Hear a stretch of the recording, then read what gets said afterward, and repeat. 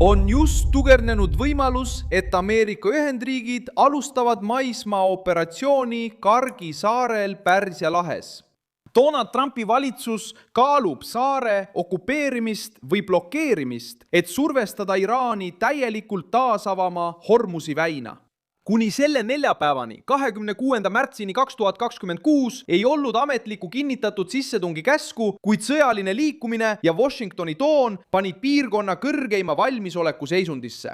Ajavahemikus 13–20 märtsini saatsid Ameerika Ühendriigid 2 olulist amfiibjõudu Lähis-Idasse. Seejärel USS Box, USS Comstock, USS Portland.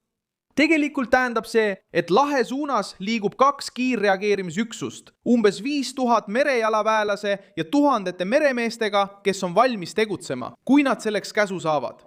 Täiendused ei piirdu ainult merega. Associated Press teatas, et vähemalt 1000 sõdurit valmistatakse samuti ette, et suunduda Lähis-Idasse. See on oluline, sest näitab selget muutust ulatuses. Olukord ei ole enam ainult mereväeline, vaid nüüd on silmapiiril ka reaalne maismaaoperatsiooni võimalus. Kargi saar sattus selle kriisi keskmesse, sest see ei ole tavaline saar. See asub umbes 26 kilomeetri kaugusel Iraani rannikust ja toimib riigi peamise nafta ekspordipunktina. Reutersi andmetel moodustab Kargi saar umbes 90% Iraani nafta ekspordist. Isegi pärast 14. märtsi Ameerika rünnakuid saare sõjalistele sihtmärkidele jätkus eksportimine. Just siin peitubki probleemi tuum. Kui Washington vaatab Kargi saare poole, ei näe ta ainult sõjalist sihtmärki, vaid ka Iraani režiimi rahakasti. Suur osa sealt väljuvast naftast läheb Hiinasse ja iga tõsine katkestus Kargil mõjutab mitte ainult Teherani, vaid kogu rahvusvahelist turgu. Reuters ise tõi esile, et tõsine kahju saare infrastruktuurile võiks võtta kuni umbes 2 miljonit barrelit päevas ülemaailmselt turult ära. Selle surve põhjus on otsene. Kargist on saanud hoob, millega püütakse sundida Iraani leevendama survet Hormuzi väinale. Merekoridor veab umbes 1/5 maailma naftast ja veeldatud maagaasist. Kui liiklus seiskub, ei piirdu šokk ainult Lähis-Idaga. See mõjutab energia, veoteenuste, väetiste ja toiduainete hindu ning jõuab riikideni, mis asuvad sõjast väga kaugel. Praeguses arutelus kerkivad esile 2 peamist teed. Esimene on mereblokaad Kargi ümber, et peatada Iraani eksport ilma pikaajalise sisemise okupatsioonita. Teine on maismaaoperatsioon, kus merejalaväelased maabuvad, et saar vallutada ja hoida. Mõlemad stsenaariumid on tõsised.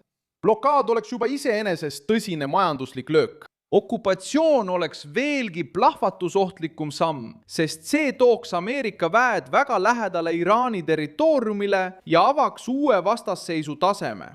Teheran on sellele ähvardusele juba vastanud. 23. märtsil teatas Iraani kaitsenõukogu, et iga rünnak nende vastu või nende rannikule tooks kaasa laevateede miinipaneku Pärsia lahes.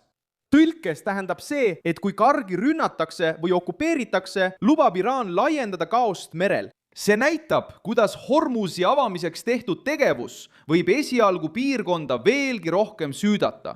Washingtoni poliitiline sõnum on samuti vastuoluline.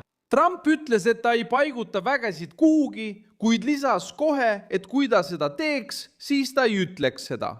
Samal ajal räägib Valge Maja läbirääkimistest ja kokkuleppe võimalusest, samas kui Iraan eitab otseseid kõnelusi ja jätkab vastasseisu retoorikaga. Ehk siis, väed on liikumises, diplomaatiline surve on olemas, kuid lõplikku avalikku otsust veel ei ole.